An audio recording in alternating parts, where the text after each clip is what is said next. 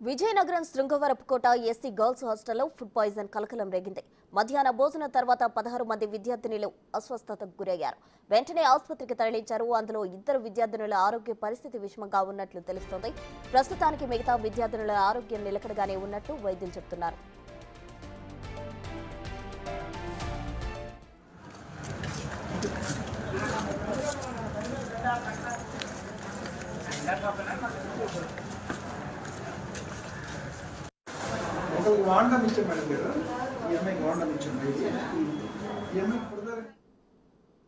ఇక Vizianagaram Srungavarapukota SC girls హాస్టల్లో food poison కు సంబంధించి తాజా సమాచారం మా ప్రతినిధి శివశంకర్ అందిస్తారు.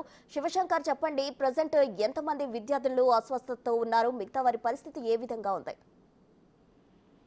ప్రస్తుతం శృంగవరపుకోట ఏరియా హాస్పిటల్లో ప్రస్తుతం అయితే 16 మంది విద్యార్థులు కూడా చేరడం జరిగింది. వారందరికీ కూడా వైద్యులు చికిత్స అందిస్తున్నారు. అయితే ఇందులో 2 విద్యార్థులకైతే సీరియస్ గా ఉండడంతో విజయనగరం ప్రభుత్వ ఆసుపత్రికి తరలించారు. వారి పరిస్థితి ప్రస్తుతం నిలకడగా ఉన్నట్లయితే ఇప్పుడే మనకి సోషల్ వెల్ఫేర్ ఆఫీసర్ కూడా వెల్లడించడం జరిగింది. అయితే నిన్న మధ్యాహ్నం చికెన్ తిన్నప్పుడు, అంటే హాస్టల్లో చికెన్ తిన్నప్పటి నుంచి కూడా వీరందరూ కూడా అస్వస్థతకు గురైనట్లయితే అక్కడ స్థానికులు చెప్తున్నటువంటి పరిస్థితి. వారి కుటుంబ సభ్యులు కూడా ఇదే విషయాన్ని చెప్తున్నారు. విద్యార్థులు కూడా ఇదే విషయాన్ని వెల్లడించారు. నిన్న మధ్యాహ్నం చికెన్ తిన్నప్పటి నుంచి మా ఆరోగ్యం సరిగా లేదు, అప్పటి నుంచి కూడా విరేచనాలు, వాంతులు అయినటువంటి పరిస్థితి అయితే ఉంది. అప్పుడు హాస్టల్ సిబ్బంది మమ్మల్ని ఇక్కడ తీసుకురావడం జరిగిందని చెప్పారు. ప్రస్తుతం అయితే డాక్టర్ రాజశేఖర్ ఎస్కోట్లో ఎవరైతే ప్రభుత్వ ఆసుపత్రి వైద్యులు ఉన్నారో రాజశేఖర్ అయితే అందరికి కూడా చికిత్స అందిస్తున్నారో, అవసరమైన వారికి సిలిండర్ బాటిల్ కూడా ఎక్కిస్తూ వారందరినీ పర్యవేక్షిస్తున్నారని చెప్పుకోవచ్చు. ప్రస్తుతానికైతే వారందరి ఆరోగ్య పరిస్థితి నిలకడగా ఉన్నటువంటి పరిస్థితి అయితే ఉంది. ఫర్దర్ గా అంటే ఇటువంటి సంఘటనలు జరగకుండా ఇటు హాస్టల్ వార్డెన్స్ కావచ్చు, మిగతా సిబ్బంది కూడా జాగ్రత్త పడాల్సిన అవసరం ఉంది. ఎందుకంటే ప్రస్తుతం వర్షాకాలం కావడం, సీజనల్ వ్యాధులు ఎక్కువగా